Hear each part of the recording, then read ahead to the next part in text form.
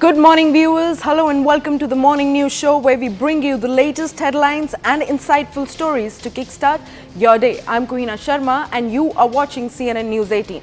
First up, we are talking about a breaking input from West Bengal. Now, Bengal's a former food minister and present forest minister, Jyotripriya Mallik, has been arrested by the Enforcement Directorate. Now, Mallik has called this a conspiracy. Now, after Partho Chatterjee, Jyotripriya Mallik is the second minister who is facing agency's heat. Now, last week, Bakibur Rahman, who is said to be a close confidant of Jyotripriya, was arrested by the ED in the same case. Now, this case is an alleged Russian scam where huge complaints were raised during the pandemic period. Now, about the rationing system. Now, Jyotripriya Mallik has been an old soldier of the state. Chief Minister Mamata Banerjee has said this. Now, remember, yesterday only ED was carrying out raids at his place, at Jyotripriya Mallik's place. Joining me on the broadcast is our colleague Kamalika Sen Gupta. A very good morning, Kamalika. What more details are we getting from the ground on this report?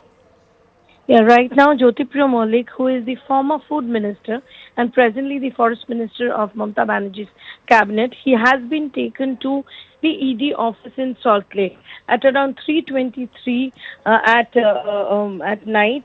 He was taken from his residence to this ED office. Last 20 hours, continuous raids were going on in this minister's residence. Two flats of this minister's, one ancestral home of this minister, and also the personal assistants, houses of his personal assistants. There also ED raid was going on, and also one businessman who is said to be close to him, to the PA. Raids were going on in his house also. So in one time, at a time, 9 places raids were going on, and what we are coming to know from the ED sources, that this is a raid in reference to the alleged ration scam, where there were complaints that during the COVID period and before to that, there was some discrepancy in the public distribution system, that is the rationing system.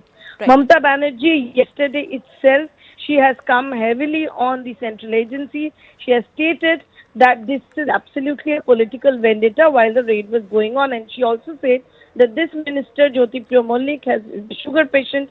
If something happens to him, then she will file case against ED and also BJP. On the other hand, the BJP is saying that this is a big scam and this is the right step which ED has taken. And today, there is a big Durga Puja carnival in Kolkata. So definitely, it's a difficult day for the Trinamool Congress. Right, Kamalika, like you also mentioned that 20 hours of rigorous questioning and interrogation and investigation has happened yesterday.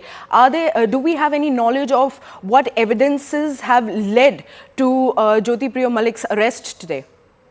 See, what we are getting it from the sources in ED is that last week, as we have mentioned in our report, Bakibur Rahman, a businessman who is also said to be the close confidant of Jyotripriya Mallik, was arrested after 50 hours of raid in his residence. Now, it is seen that this Bakibur Rahman is owning properties worth crores. And what the ED sources are saying, that there is some lead which they got from those that raid and questioning Bakibur Rahman, which led them to come to the minister's house, as well as 8 other places where they conducted raids. Now, what we are also getting it from the sources, while the questioning was on, there were certain areas where the minister is said to have not cooperated with the agency. So, clearly, ED has officially not come out with any statement till now. But what we are gathering is this lead, the arrest of Bakibur Rahman and questioning Bakibur Rahman, certain documents that were there with Bakibur Rahman, that led the ED come to the minister's house. And after 20 hours of raids and questioning, then they actually went for this arrest. Right, Kamalika, thank you so much for all those details. We'll keep coming back to this story as the day progresses and we get more developments on that. Now, swiftly moving our focus to the Qatar death penalty case. Now, a court in Qatar has awarded death penalty to 8 former officers of Indian Navy. The officers were held on the charges of spying on behalf of Israel. India's ex-Navy officers were reportedly working for a private firm in Qatar and were in detention since August 2022. Now, the Ministry of External Affairs has responded to the verdict with a shock and has promised to take up the matter with Qatari authorities. While the reports indicate India was being given consular access, now the verdict has also disappointed the Indian government. The MEA has asserted in its statement that it will continue to provide all consular and legal assistance. Now the ministry is also in touch with the family members of the Navy veterans. This particular incident, which has been taken up very seriously by the MEA, will probably put some dent on our bilateral ties with Qatar. We all are aware that the nature of our cooperation or the nature of our existing relationship with Qatar has been a little bit shaky because of certain developments that have taken place in the last couple of years. Whether this particular incident or an episode of this sentencing will have an impact on our relationship with the larger West Asian countries, or particularly with Qatar, or particularly with other Gulf countries, I don't see this will have a larger impact on our engagements with other member states of GCC. It might, of course, put certain, discomfort between the two governments. That's the reason why the MEA has been very proactive. Now, moving our focus to Mahadev betting app scam. Weeks after the Enforcement Directorate filed its first charge sheet in the Mahadev betting app scam, a new front has now surfaced. Mumbai police has unearthed a betting scandal that is running during the ongoing World Cup tournament run by Mahadev app's subsidiary Lotus. Now, CNN News 18's Yasha Kotak with this ground report. Let's take a look.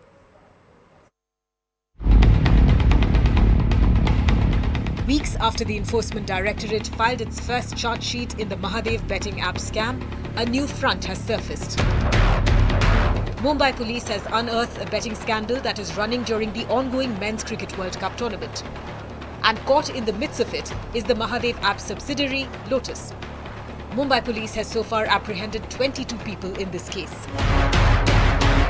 Source-based details from top Mumbai police officials have revealed that Mahadev app makers, along with Lotus, which is their sister company, have started betting even on World Cup 2023. Further details from central agencies had in fact earlier revealed as well that there was betting that was taking place on various aspects, be it on politics or for that matter also international tournaments. But right here, amidst the World Cup 2023, details have come out and there have been arrests that have been made by Mumbai police in this case. Betting is being done wherein more than 20 people have been arrested. Cops are now connecting the dots and the probe is on over the masterminds behind the racket. Sources say that just like the Mahadev app, this one too has connections to operations in Dubai. Bookies in Mumbai and Gujarat are under the radar. So far, 17 such cases have been busted by the police. 90,000 rupees in cash has been seized from the accused and multiple seizures have been made, including 27 mobile phones and laptops. Some of these apps and websites, they have come common across many cases, and during the investigation, we will try to find the further link and who other are involved in these cases. ED investigation in the Mahadev app scam has revealed that several bookies in Gujarat were allegedly involved with Mahadev app founders. These bookies gave their bank accounts for transaction of gambling amount. For every 1 lakh rupee transaction, these bookies would get a 3.5% commission. Sources within the ED have added that Hawala route or dummy bank accounts are used to escape scrutiny. Transactions are kept below the red flag amount. The difference, if I see in the betting when I started my career and today, is that there was a much less number of people, locations were very many, much less number of people, everything was done physically. Then subsequently it came to mobile phones and laptops, and now it is purely online. You can pick and choose where you want to bet, how you want to bet, on what you want to bet, and everything is available to you, whether it is games, it is rummy, it is cricket. With advancement in technology and servers operating from outside India, perpetrators and masterminds of scams like these are able to escape the noose. But as the ED probe gathers steam, the agency is confident that law will soon catch up with the accused. With Yesha Kotak in Mumbai, Bureau Report, CNN News 18. Now we are moving our focus to the DKS cabin renovation row. Now Karnataka Deputy Chief Minister DK Shivakumar is under the lens for spending several lakhs on the meeting room of his Vidhan Sabha office. Now the new meeting room has a fancy wooden interior, high-end lighting and expensive furniture. BJP's Ashok Gaura has slammed the Deputy CM for allegedly crossing all the limits on expenditure. Hitting back at the opposition BJP, DK Shivakumar has said that, I quote, BJP lacks basic sense and that he is renovating his office to present a better image of Karnataka. Remember, this comes at a time when 15 out of 28 constituencies in Bengaluru are yet to receive any grant for development from the government. At a time when 15 constituencies in Bengaluru are yet to receive any grants for development work or infrastructure work from the government is splurging money on preparing a modern meeting room for the Deputy Chief Minister in Vidhan Sabha. This has wooden interiors, better lighting, high-end furniture also being put in here. There are three crucial questions here. One, was there a necessity for such a fancy meeting room when the Vidhan Sabha and Vikas Sabha has multiple meeting rooms and conference rooms for this very same purpose? Second, at a time when the government itself has asked various departments to not splurge money on unnecessary expenditure, especially with money being spent on the 5 guarantees and other works, especially with the drought hitting several districts of Karnataka. Was this really required? Should this be government's priority? The third question also is about the message that this government wants to send out. Remember, no other minister has got this kind of a facility, and also this is only extended to the Chief Minister, where he has a meeting room next to his office. Now, the Deputy Chief Minister of the state also getting a fancy meeting room for himself. Well, in the coming days, this is likely to ensure that the opposition gets fodder to corner this government on this issue. BJP doesn't have basic common sense. It is my chamber. I want to meet people, I want to meet dignitaries. When the Prime Minister came, I had to shift to MB Patil's chamber. We should need a space to respect the important dignitaries. So it is my meeting chamber, it is my room. The way, the culture of Karnataka, the soil of Karnataka, the wood of Karnataka is being used there, and it has been done. I think they doesn't have any basic sense, or they have not done anything good to the state. We are trying to project Bangalore, India, Karnataka in a better way. We are doing our job. Next up is the battle for states, where we are going to talk about Rajasthan. Rajasthan is also one of the states going for elections next month. Now, one issue which is common between BJP and Congress is the women empowerment issue. CNN News 18's Aman Sharma travelled into the interiors of Rajasthan to get the poll pulse. Take a look at this ground report. The fight between the BJP and the Congress is the most intense in the Jodhpur district. This is a district with 8 assembly seats, and the BJP could win only 2 of these seats in the last elections. Chief Minister Ashok Gehlot comes from Jodhpur, and his seat, Sardarpura, is his sitting seat on which he is fighting again.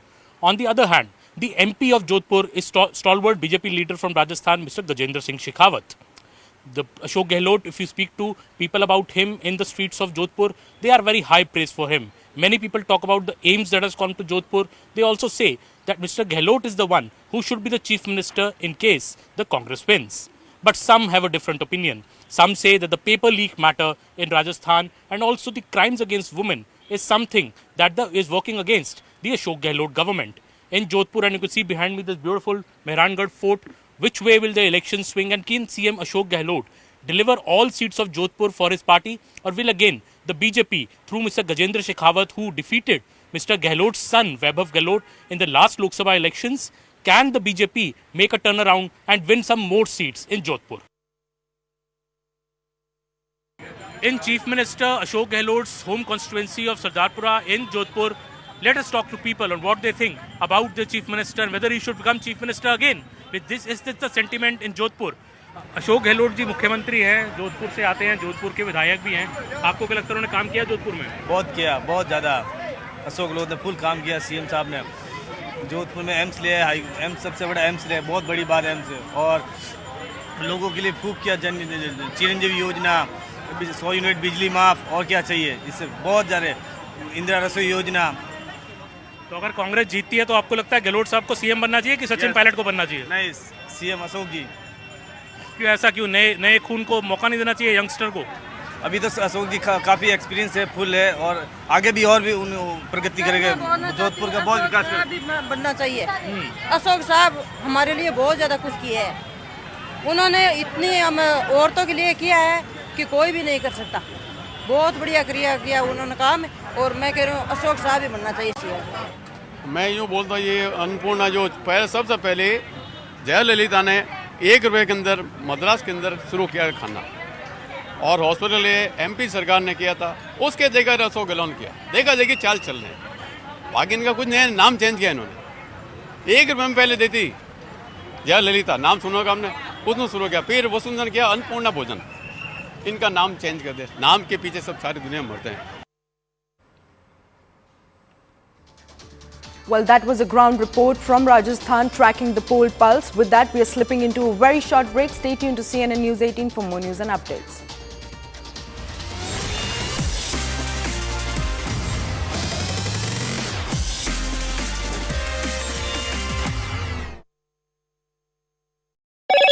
Baghel बनाम नरेंद्र मोदी है. ये तो छत्तीसगढ़ के हिसाब से तो बड़ा यहाँ का चुनाव माहौल समझ में नहीं आ रहा है ना. कि वैसे तो भूपेश बघेल का पर गाँव वाले लोग से सुनते हैं ना, तो जितने भी खेती किसानी वाले हैं वो लोग ज़्यादा महत्व उनको दे रहे हैं, है ना, भूपेश बघेल को. अब आगे देखो क्या रिजल्ट आता है इसका, है ना. और वैसे रमन सिंह भी अपने हिसाब से अपने पूर्व मुख्यमंत्री रह चुके हैं 3 बार. तो यहाँ की जो विशेषता ज़्यादा है, उसके ऊपर रुझान ज़्यादा जा रहा है रमन सिंह. हाँ, रमन सिंह जी के रहते राजनांदगांव में तो काफी कुछ बदला होगा, क्योंकि ये उनका गृह क्षेत्र है. छत्तीसगढ़ में उनके रहते क्या बदला, और भूपेश बघेल के आने से क्या फर्क है? मैडम जी, जैसे बात रही कांग्रेस और बीजेपी, ये अपने अपने स्तर पे काम करते हैं, उसका तो कोई ये नहीं रहा. लेकिन एक्चुअल में राजनांदगांव की किस्मत शुरू से खराब रही. अब मैं बताना चाहूँगा, इससे पहले भी बीते हुए 5 साल में जो चुनाव हुए, तो हमारे रमन सिंह जी जो सीएम रह चुके हैं, वो भी कवर्धा जिले से विधानसभा क्षेत्र ये रहा. उस समय थी करुणा शुक्ला जी जो कांग्रेस से नेतृत्व करी थी, वो भी बाहर की थी. इस बार भी वही मौका फिर से दोहराया गया. रमन सिंह जी जो है कवर्धा से है, और अभी फिर रायपुर के एक व्यक्ति को लाके, गिरीश देवांगन जी को लाके फिर कांग्रेस ने फिर खड़े कर दी. तो हम क्षेत्रीय लोग कहाँ जाएंगे? हमारे को अगर किसी विधायक से मिलना है तो रायपुर जाना पड़ेगा और कवर्धा जाना पड़ेगा. इसमें राजनांदगांव का कोई कुछ नहीं रहा. और विगत दिनों पर यहाँ खेल कूद और व्यवसाय, इससे जुड़ा हुआ संबंध ही का बस काम आया. बाकी ऐसा किसी चीज़ से, जैसे 15 साल के विकास में 15 साल के जो मुख्यमंत्री पद में रहे, तो उन्होंने मतलब एक तो फैक्ट्री तक राजनांदगांव में नहीं लगाई है. और रहा सवाल भूपेश बघेल जी का, तो पिछले 5 साल में अभी जो चुनावी कार्यक्रम था तो आए थे यहाँ, उसके पहले कुछ नहीं आता ही नहीं. अच्छा, जब आप लोग वोट देने जाते हैं चुनाव में, तो क्या नेता का चेहरा देख के देते हैं या कोई मुद्दा सोच के देते हैं? नहीं मैडम, ऐसा नहीं है. वो क्या है, आदमी देख के देना पड़ता है. क्या जो काम किए हुए है ना. रमन सिंह के राज में बहुत काम हुए थे. जैसे 1-2 काम बताइए. बहुत से गरीबों को मशीन वगैरह, साइकिल वगैरह देना, और गरीबों को कई पैसे मिले हैं, है ना. और बघेल सरकार में क्या नहीं हुआ जो आपको उम्मीद थी होगा और नहीं हुआ? वो कुछ नहीं मैडम, अब क्या बोले जाए उसके में, उतना नहीं हुआ काम, है ना. Alright, so at least in this constituency आप कुछ बोलना चाहेंगे? कैसे चुनाव में हो रहा है, क्या मुद्दे हैं यहाँ के लोगों के?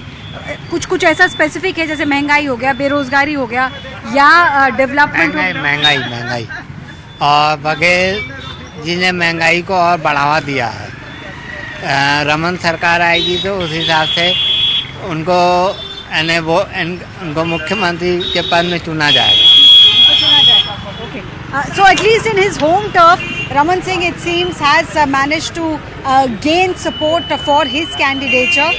But the rest of Chhattisgarh, people here are unsure as to how rest of Chhattisgarh is really voting.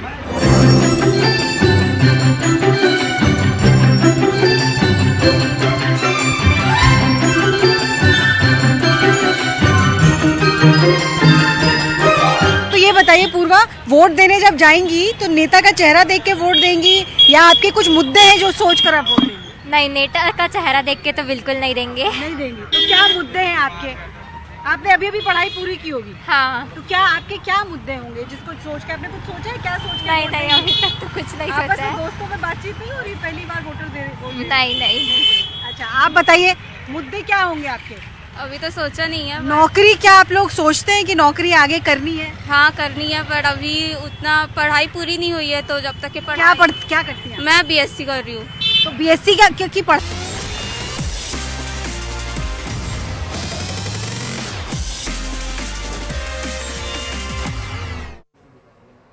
Hello and welcome back. Thanks for staying with us. Now we are continuing to talk about the battle for states, but this time we are talking about the state of Telangana.